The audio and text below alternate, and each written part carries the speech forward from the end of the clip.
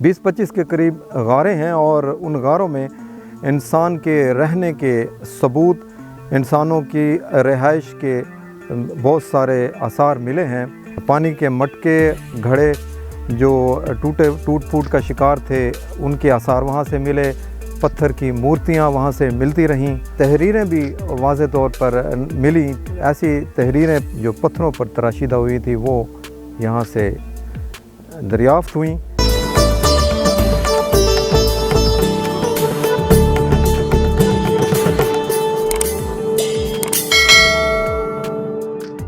पंजाब के डिस्ट्रिक्ट अटक की तहसील हसन अब्दाल, जहाँ पर एक कदीम गांव वाक़या है, इस गांव के बारे में कहा यह जाता है रवायात और तारीख़ी कुतुब के हवाले से कि ये 900 साल पुराना गांव है और इस गांव का नाम कंधारीपुर है।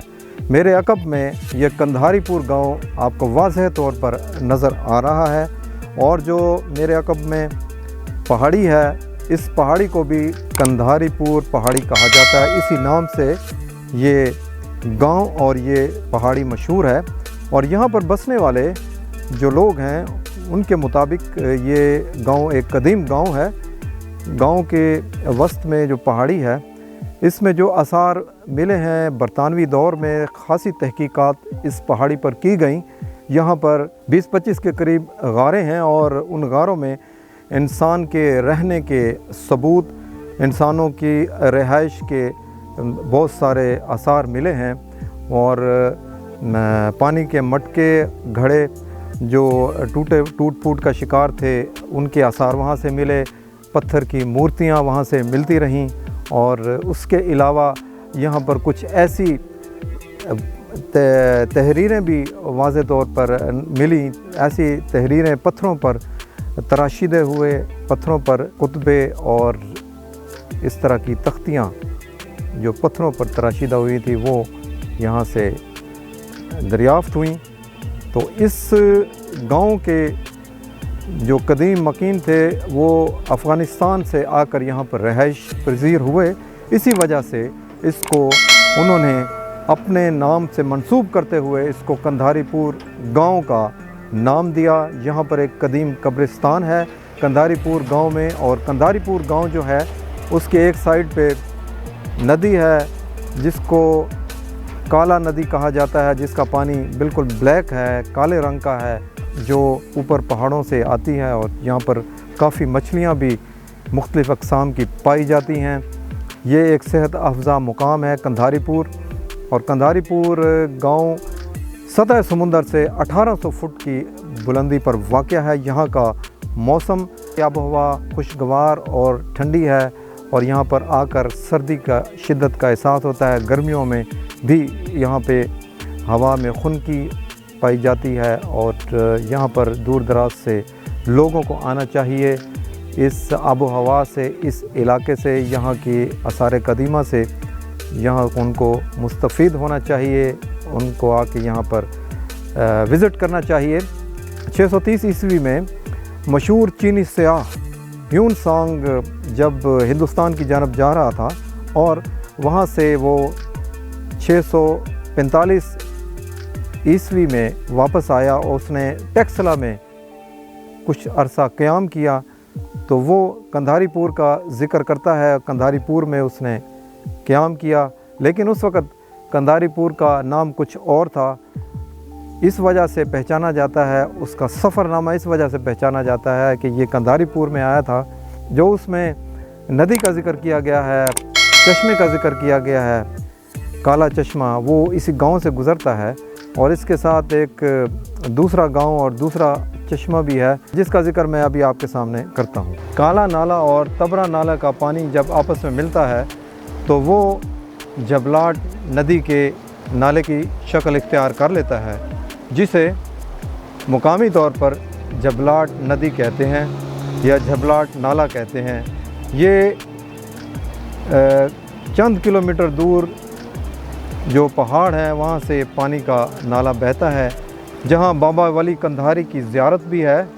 और एक रवायत ये भी है कि बाबा वली कंधारी ने 1498 ईस्वी में यहाँ पर क़याम फरमाया था और यहाँ से 1 या 1.5 किलोमीटर की मसाफत पर बाबा वली कंधारी की क़याम गाह वाक़या है, पहाड़ी की चोटी पर, जहाँ पर ज़ायरीन भी आते हैं।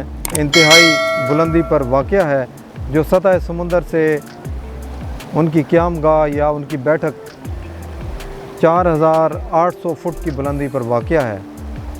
तो बाबा वली कंधारी के बारे में कुतुब के हवाले से, मौर्रखीन के हवाले से और मुकामी रवायात के हवाले से बात करना चाहूँगा कि ये जो जबलाट नाला या जबलाट नदी का पानी मेरे सामने से गुज़र रहा है, इसको मौर्रखीन ने और रवायात में ये बयान किया है कि ये बाबा वली कंधारी की एक करामत में शामिल है कि उन्होंने इस बंजर इलाके में, इस बंजर पहाड़ी मुकाम पर पानी ख़ुद से पानी का नाला दरियाफ़्त किया या ख़ुद से खुदाई कर पानी का नाला बनाया, जो आज एक नदी की शक्ल इख्तियार कर गया है। मेरे दाईं जानब जबलाट शहर है, जो एक कदीम शहर है, और जबलाट शहर में या कस्बे में कदीम कुतुब की निशानदही होती है, कदीम तहज़ीबों की निशानदही होती है, जो टेक्सला की हम मर्तबा तहज़ीबें थीं और वक्त के साथ साथ वो फ़ना होती गईं, कुदरती आफ़ात की वजह से तबाह हो गईं, बर्बाद हो गईं। उनके आसार इस जबलाट नदी के साथ साथ आप आगे चलें तो उनके आसार आपको नज़र आएंगे। और इस गांव की एक साइड पर दाईं जानब भी उसके आसार अभी भी नज़र आते हैं। और मज़ीद आगे जाएं तो पहाड़ी सिलसिला शुरू होता है, जहां पर मैंने आपको बताया कि कंधारी पहाड़ी या कंधारीपुर की पहाड़ी है, वहाँ पर भी कदीम बुद्ध मज़हब की और क़ब्ल अज़ मसीह के दौर की तहज़ीबों के आसार मिलते हैं। गारों में मुख्तलिफ़ गारें हैं जो अंदर तक 8-8, 10-10, 15-15 फुट के कमरों की शक्ल में मौजूद हैं, जहाँ पर इंसानी ज़िंदगी के आसार मिलते हैं। 1835 में बरतानवी मौर्रख चार्ल्स ह्यूगल जब हसन अब्दाल पहुंचा, वो लिखता है कि बाबा वली कंधारी अलमारूफ बाबा हसन अब्दाल की कंधार में बहुत कदर व मंज़लत है, और कंधार शहर से बाहर अरगंदाब दरिया के एक साइड पर, दरिया के किनारे पर एक पहाड़ी पर इनकी क़याम गाह मौजूद है, जहाँ पर कंधार से बड़ी तादाद में लोग सैर व तफरीह या सेहत अफ़ज़ा मुकाम के तौर पर या उनकी ज़ियारत को देखने के लिए फ़ुर्सत के औकात में अक्सर आया करते हैं। हसन अब्दाल कस्बा में भी इनकी एक क़याम गाह मौजूद है, बकौल उसके कि दोनों क़याम गाहों अफ़गानिस्तान कंधार के नज़दीक अरगंदाब दरिया के किनारे पर जो वाक़या है वो, और पंजाब के ज़िला अटक की तहसील हसन अब्दाल में जो पहाड़ी पर उनकी क़याम गाह या बैठक मौजूद है, उनमें कदर एक ममासलत ये है कि दोनों पहाड़ी की चोटी पर वाक़या है। दुश्वार गुज़ार रस्तों से उस चोटी पर जाया जाता है, और वो बाबा वली कंधारी कंधार के नज़दीक सब्ज़ावार के मुकाम पर पैदा हुए। वहाँ के रहने वाले एक सैयद ख़ानदान से उनका ताल्लुक़ था। वो हसन अब्दाल में एक अरसा तक क़याम पज़ीर रहे। उन्हीं की क़याम पज़ीरी की वजह से जो उन्होंने वक्त यहाँ पर गुज़ारा, यहाँ पर हसन अब्दाल में वो उनकी बैठक मशहूर हो गई, और उनसे काफ़ी रवायात मंसूब हैं इसी तरह 1873 में आइन अकबरी का इंग्लिश में तर्जमा करने वाले